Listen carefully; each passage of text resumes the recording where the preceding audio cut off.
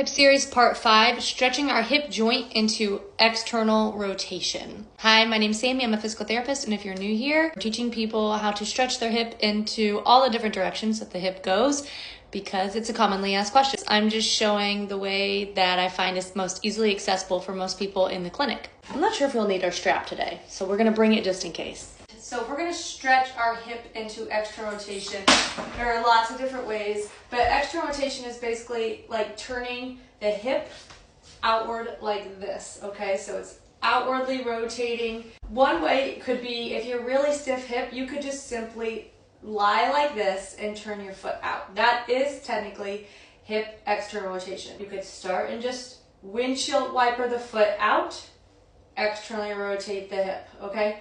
If you don't feel much with that and you want a little bit more overpressure, then the next would be to lie on your back. This is the hip, this is the leg that we're doing.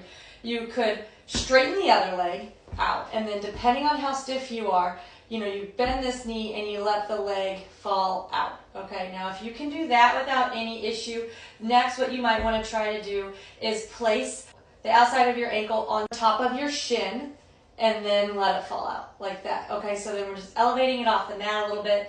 Then that knee can hang down past the horizon for a little bit more stretch. If that's no big deal, you can move it up above the knee, okay? If you can get to here and you are stretched above the knee and you feel pretty good with that and you want a little bit more, then what you would begin to do is bend the other knee. So you can bring it up like this. Okay, then you're going to get more like muscular involvement, so it's not just like that hip ball and socket being stretched external rotation. Now you're starting to get some of the muscles around that booty to be involved in the stretch. So this is a figure 4, and then if you wanted to stretch that hip joint more, you could gently give yourself a little bit of a push.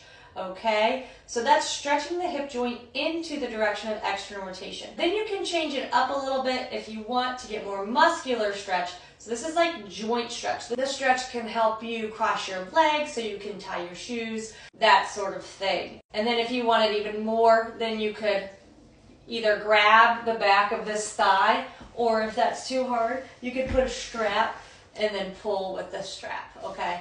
And then you could still push like that, or you could lay off the knee push and just bring it in. So then you're kind of just stretching muscles more. There you have it, folks.